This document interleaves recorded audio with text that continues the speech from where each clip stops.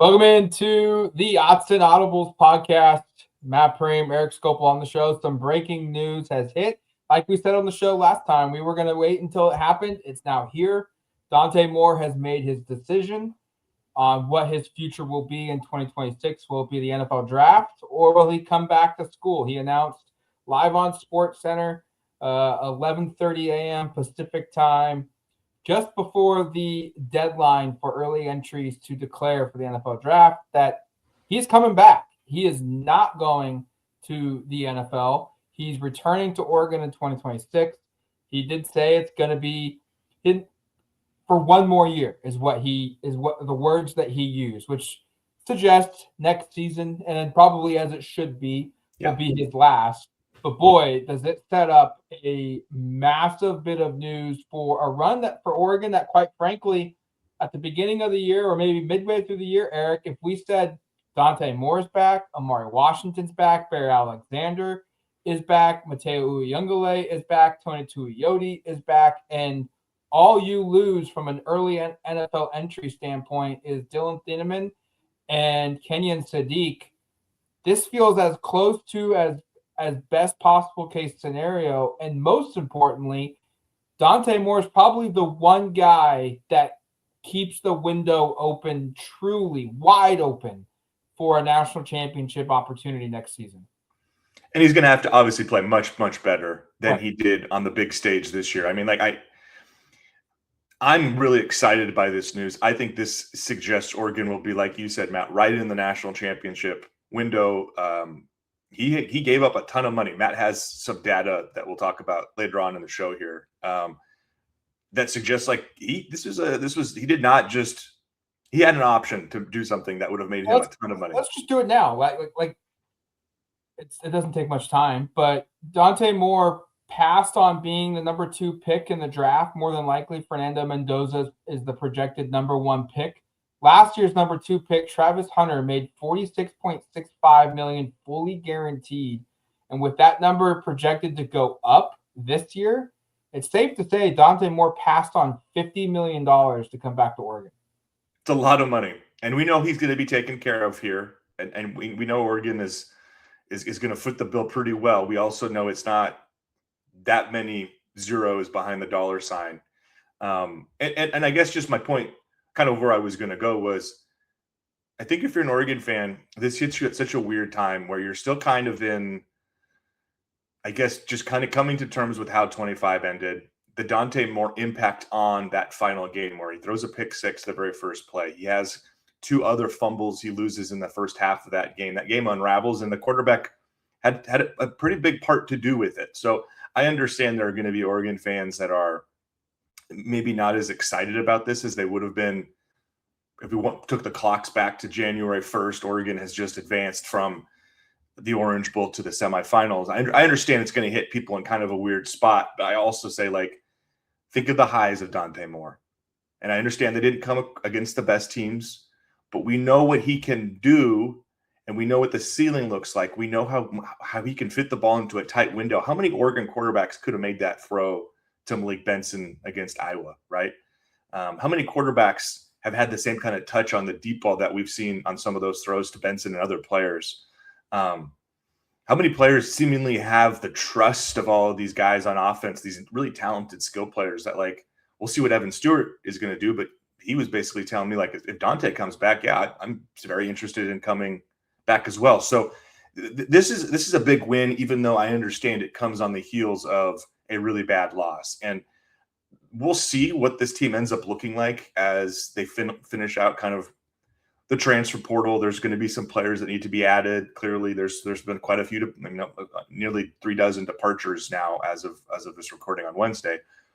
But you have to like having your quarterback back, and you have to like the fact that Oregon is situated uniquely right now, where Mendoza is going pro, Ty Simpson at Alabama will be going pro.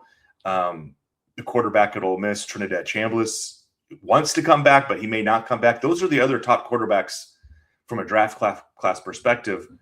There's not a lot of quarterbacks that you would say, all right, let's flip it heads up, Moore versus this guy that you take over Dante Moore. I think even being as objective as possible. So yes, Matt, I agree. The championship window is open. Oregon has one of the guys that is needed to make a run at something like that. One of the guys who's a legitimate early NFL draft pick, a guy who gave up, like Matt said, like dozens of millions of dollars to come back for this decision. And somebody who's coming back as well. And this was the thing that stood out to me watching him make that, announcement on ESPN was he understood like he wants to be in the best position, the most prepared. He used that term several times to enter the NFL. He realized he wasn't at that spot right now. And so you're getting a motivated quarterback who knows, like, for me to reach my ultimate goal of being an NFL player, I have to get better. I've got to improve certain parts of my game. Obviously, you wouldn't anticipate that was the case, especially with how things just ended, like I talked about. But you have to be excited just by the messaging coming out of this from Dante as well. This sets up a situation for just draft eligible players on Oregon's roster that we know of. And look, or like you said, they've got holes to fill where they're going to need to go and they're going to need to find specific targets to backfill some departures that happened. But they're banking heavily on their starting lineups on both offense and defense to be one of the most talented two-way talents in college football. And just think about these names real quick. How many of these guys do you feel like are first or second round draft picks? Dante Moore, he's a first round draft pick next year. He was a number 2 pick this year. Amari Washington was floating around being a first round draft pick this season. I think it's fair to say that he's probably going to be in that same range next season. Mateo Uyunglele, another name that was a back end of the first round this year. I think it's very safe to say that he's probably in that boat as well. Bear Alexander was projected as a day 2 pick this draft. He's back. Tatum Tuioti, another pick that was a day 2 player in this year's draft. He's back. Let's throw in Poncho, a guy that could potentially push his way up into being a day 2 pick. A Jamari Phillips, CBS Sports and their NFL guys viewed him as tight end number 2 in this year's draft. He's back at Oregon. The Ducks have added Coy Perch. I think it's probably safe to say he's probably going to be a day 2, maybe a third round draft pick next season if he wants to go out. He was one of the top safeties in college football this season as a sophomore. Very similar shades of what Dylan Dinneman did at Purdue. You've got 6 or 7 guys on your roster now that are going to be viewed right now as first or second round draft picks. And you go look at, I think, the last few years, teams that have won the national championship, they have had a large number of guys. It's not that they've just not had 12 or 13 players get drafted. They've had 7 or 8 guys get picked in the first 1 or 2 rounds of that next year's NFL draft. This is what Oregon's going to do. I think the shift from an NIL standpoint Dan Lanning's always talked about it. Retain your best players. They've retained their best players. It's come at a cost of some of their depth leaving. But from a starting standpoint, headline now with Dante Moore, this is as talented of a group that we've seen come through the Duck program in quite some time. And they're going to have the opportunity to maybe be the most talented group next season that we've seen. Now, the trick is getting that to translate to the mountaintop, to get to the national championship and to win it. More returning is the biggest piece to that puzzle being solved. How many names did you run through there, Matt, that were you thought maybe day 1, day 2 picks? 7 guys. Dante, Amari, Bear, Tuioti, Mateo, Jamari, and Coy Perch. And maybe Poncho. The reason I asked is Ohio State had 7 players in the first or second round in the 2025 draft coming off that national championship team. We'll see what Indiana looks like, but you're right that is the type of roster in theory. And again, we're projecting a year in advance where guys are going to be selected, guys can be up and down. But like in theory, Oregon has the type of top end talent to get there. Now, of course, the top end talent has to play better in big games. That's a question you're going to have about Dante Moore going into next season, probably until they play Ohio State, whenever that game will be played in Columbus and some other big games. But your point is correct. And I think the other one that stands out to me here as well is there's more continuity now than there's been probably in any season under Dan Lanning. And that's something that maybe I need to look into here. And of course, we'll have to see. Transfer portal still open a couple more days. The Oregon players have until, or all players, I should say, have until Friday to make that decision.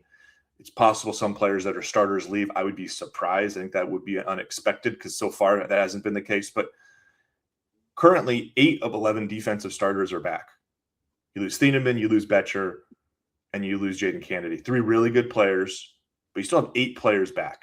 Offensively, you lose 5 players. You lose your tackles, you lose Pregnon at guard, you lose Kenyon Sadiq at tight end, and you lose Malik Benson. I'm going to say Jamari Johnson kind of surpassed Gary Bryant Jr. as that kind of – and actually, I should throw Noah Whittington in there, right? He was the starting running back. So, okay, so let's say they lose 6, they bring back 5. 13 starters returning is significantly more than last year, where I believe they opened the season with just 5 guys that started games the year before in the starting lineup. So this is going to be a team that is more – there's a lot more continuity, a lot more experience playing together. And I think that part also kind of matters, right? And like the other part about last year's team is so many of those guys were first-year starters. You know, you think about this defense alone, you know, you had 3 guys in the secondary, first-year starters. People forget Amari Washington. He's a first-year starter. He'd been a backup the previous couple of years. Jerry Mixon, a first-year starter. So you just look at the way this defense is constructed. There's 5 guys that were starters last year that were in their first years really doing this. Not going to be the case. It's kind of the same thing on offense where I guess you could call a Jamari Johnson a first-year starter, but he played like 600 snaps this past year. That's significantly more than what Kenyon Sadiq did the year before. But there's just a bunch of guys that are going to be kind of in these positions where it won't be the first time. And I think that part also matters. And back to just quarterback for a second here, Matt. Was there anything else that stood out to you that Dante said? Because there's one thing I want to talk about, but is there anything that really stood out to you that we haven't touched on that Dante threw out there on because it was a pretty good ESPN interview, I thought. I thought they did a pretty good job of touching base. Yeah, the questions were great, and he was able. I think it also helped that he dove into them well.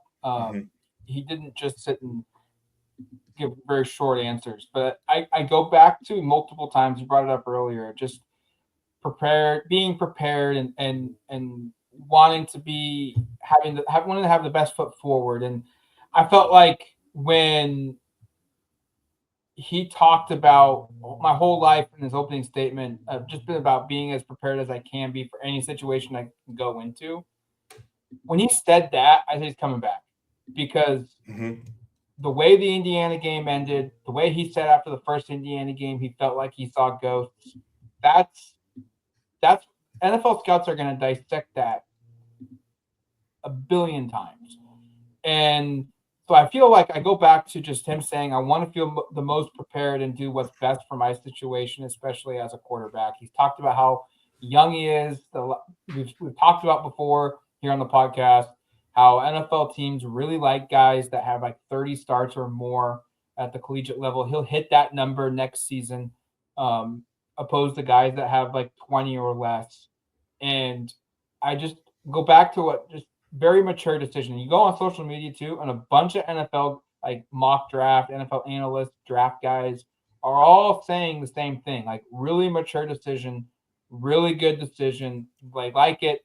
They're not thinking he's passing up a missed opportunity. They all see the value in him returning. And usually when that happens, it's not, whoa, surprise. He could have gone and would have been the 3rd pick and he would have been ready to go. This is huge. But like, what is he doing? Everyone from the draft circles, it seems like, is really praising the maturity to recognize, while he could get picked number 2 overall, it might be in his best long-term interest to sit another year. Well, everybody else is kind of focused on rapid pace of getting into the NFL. I give Dante credit for basically taking 2 extra years, if you will, of just and taking those years and being very intentional with them. Obviously, 24, saying, "Hey, I'm going to sit back and redshirt this year, take a year, and then hopefully be ready as a redshirt sophomore at 25." You come out of 2025 and say, "Hey, I had some great moments, but I also don't think I'm ready yet to take that next level. I'm going to come back in 2026." Like again, everyone else is kind of taking this as a sprint, and I think credit to Dante to understanding the marathon this is, and they're like, hey, the two of us know this. You stay in college, sometimes the real world's a little bit different when you get out there and you get into professional waters, and there's not necessarily needs to be a rush to get there, even though in this case there's a bunch of financial incentive to doing so. And the one thing I wanted to bring up here, Matt, was because I think it's been a question since Monday when Dylan Raiola announced he was transferring to Oregon of like, what's this going to look like? And again, credit to the Sports Center broadcaster, I forget her name, for asking it, but I thought it was good to hey, just let's dive into that dynamic a little bit because it's unusual. And again, another mature answer from Dante. And again, it remains to be seen what this is going to look like. But this was his response to playing with Raiola and having him in the quarterback room in 26. He's a great dude. We haven't talked much yet, but just seeing how he competes, I know he's going to be great for the quarterback room. I want to give him the same ideas and resources that Dillon Gabriel gave me and helped me to be better at this game. I know when he comes here, he's going to push me and we're going to compete and have fun.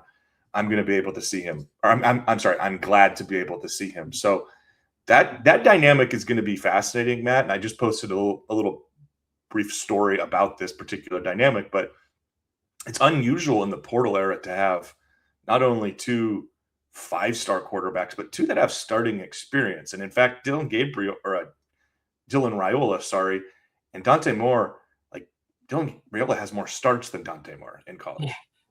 That's a truth. That's a fact, right? I think it's pretty close, but it's like 20 to 22 right now. Like these guys are similar Very footing, similar in age. Very similar in age. Dylan is a year younger in a year than Dante, but I actually just looked this up yesterday. Dylan Raiola is 14 days older than Dante Moore. They're both 20 years old, both born in the month of May. And so it's a bit of a different dynamic than the Dante Dillon Gabriel situation where Dillon Gabriel is like 5 years older than Dante Moore. He'd been through 4 years of starting at that point or whatnot, to this where these guys are, I understand, a little different in terms of how many years they've been in college, but they're the same age roughly. And Raiola's actually been a more experienced starting quarterback. So that's going to be fascinating. I loved hearing what I heard from Dante about that dynamic, though, because, again, these are two, I'm sure, very proud quarterbacks, both former 5-stars, top 10 prospects in their cycle, regardless of position, that have both been kind of thrust into playing major college football really quickly. And I will be impressed by how Dante handles this, but also I'll be impressed to see how Dylan Raiola kind of handles, what kind of maturity we see there regarding how he handles this dynamic of, hey, because there's one thing for Dylan to commit when there wasn't a clear decision from Dante, but now that this decision is made, I think we're going to learn pretty quickly how serious Dylan Raiola is about that. It's possible he jumps back in the portal, I guess, but assuming he's on campus, we'll start to hear kind of how these dynamics are. If they can make this work, this is the ultimate have your cake and eat it too situation where you've got that blue chip quarterback for 26 and another blue chip for 27. And just so you think about it, Oregon's backup quarterback situation is going to be better than anybody in the country because there's not going to be another school that has a Dylan Raiola caliber player sitting there just in case, knock on wood, something happens to Dante. So Matt Zenitz, Chris Hummer of CBS Sports, 24/7 Sports have both reported a couple days ago, prior to Dante Moore's decision, that Raiola camp was on board with signing with Oregon and Dante Moore coming back and redshirting during the 2026 football season. So unless things change, which I don't know why they would, if their camp's putting that out there before a decision's made, like that's what's going to happen. And we've already seen the trend now develop where I think you said it best earlier in this year on the podcast of reclamation projects for quarterbacks. Like if you've struggled, go to Oregon because history shows you're going to restart your career and reach the highest levels you've ever been at and get to the NFL. Bo Nix did that first. Dillon Gabriel did it second. Dante Moore has now done it third. Dylan Raiola is the fourth guy in that line to do it. We'll see what happens with him down the road. But now a new trend is starting too at Oregon, and you touched on it. If this works, where Dante Moore succeeds, has a huge year in 2026, Raiola steps into his role as QB1 in 2027, and whether it's a 1-year starting role or a 2-year starting role, and he gets off to the NFL. We're going to see this happen more and more at Oregon because that's the tip of their cap, and that speaks to the culture, that speaks to the development of this program where they can go out and in a time where no quarterback wants to sit and wait and develop. Oregon has now been able to find a guy 2 years in a row to be willing to do that. And if it works, I think this is going to become more and more common, especially at Oregon. More schools might try to emulate it, but right now, Oregon's the only one to really be able to truly make it work, have both parties be happy. So, yeah, you're right. Like, this storyline is going to be absolutely massive to watch play out from an on-field perspective in 2026, but also just how does Moore help Raiola set himself up for 2027 and beyond. Ramifications here. I just had one thing that it kind of clicked in my head there when you were talking about that. I'm curious to see on the Raiola growth, just because this is a guy who's never been the number 2 quarterback probably since middle school. Yeah. 4-year starter in high school, jumped into college, started right away. What does he learn from not being the guy, and how does that improve his play? Because that is a dynamic that will be interesting and could potentially be problematic when you're a player of his caliber. If he's sitting there and waiting, is he able to do that? What is that? What are the ramifications of that? I just wanted to toss that in there because the Dante of it makes sense. The Dylan of it, it's going to be something just to be aware of. This is very, very unique for him. Good point.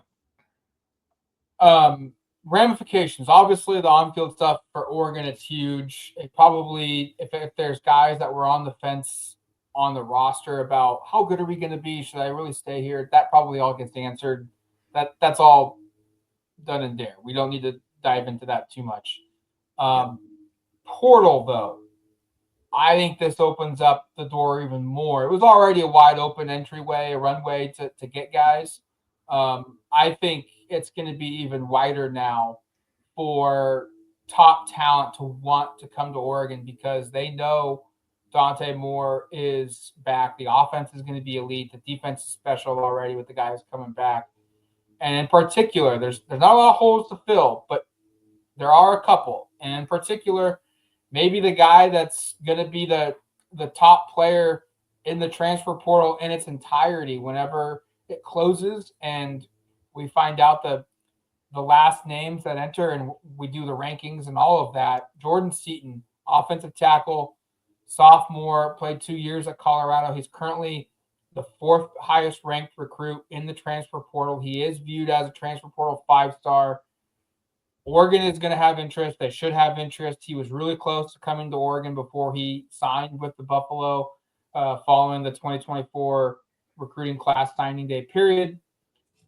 He's chimed in on Twitter. I think you retweeted it. I think this opens the door. Like, look, young man, if you want to get seen by the NFL, which you are, but if you want to get truly the best coaching, the development, and opportunity in front of NFL scouts, protecting probably the number 1 draft pick or the number 2 draft pick and next year's draft is going to be where you want to be.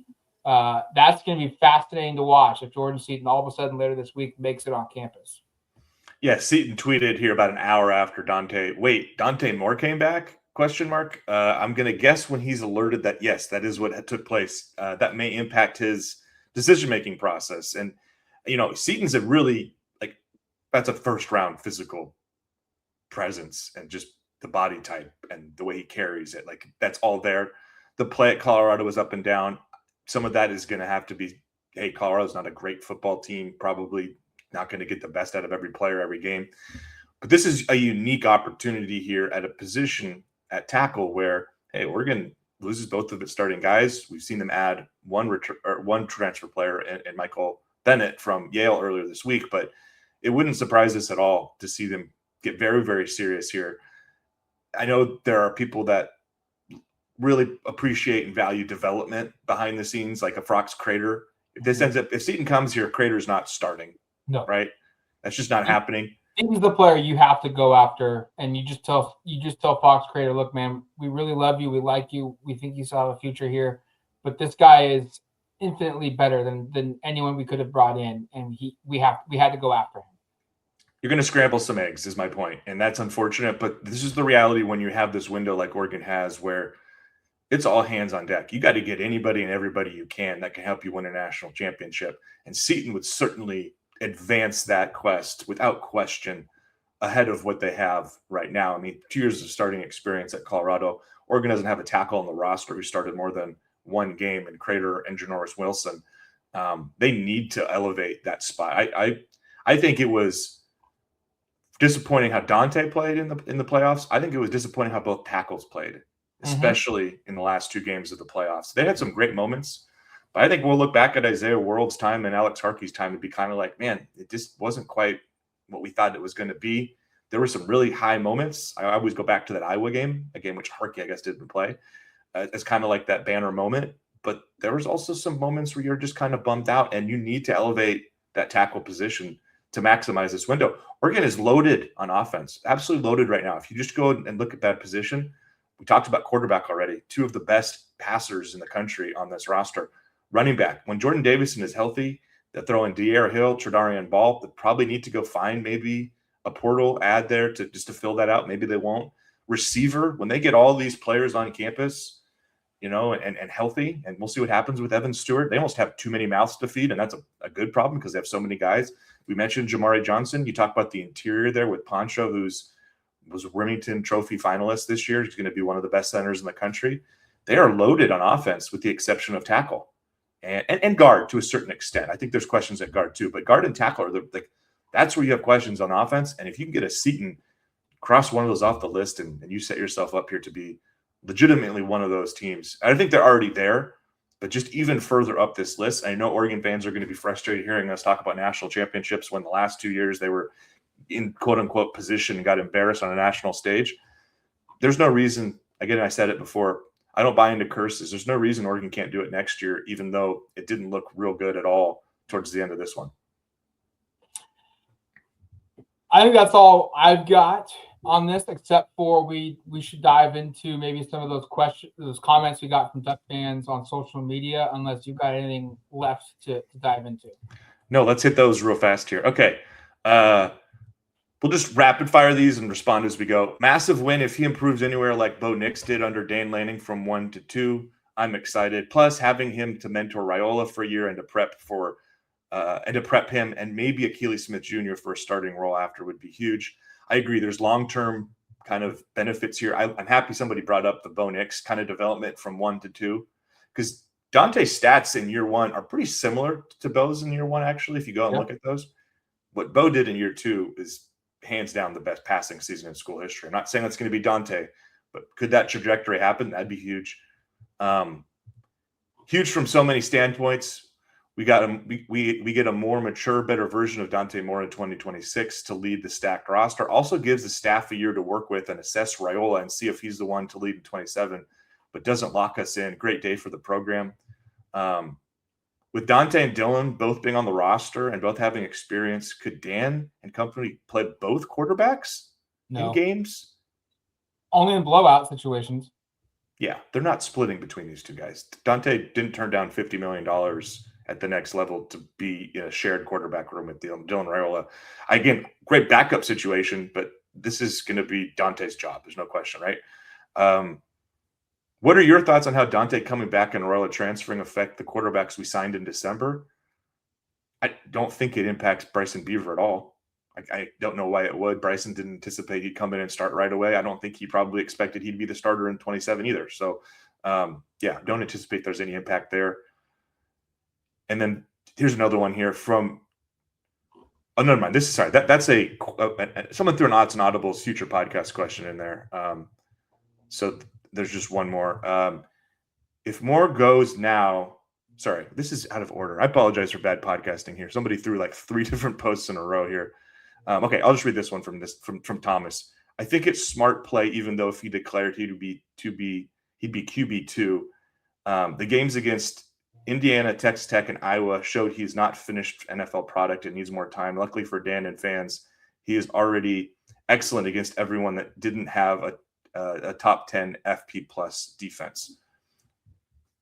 He's going to have to prove he can do it against those defenses. But again, I co-sign all of that. So, he's got work to do. There's no question. But to kind of summarize that, like, yeah, he's not splitting this job with Dylan Raiola. That's not why this is happening. All good inputs, all good ideas.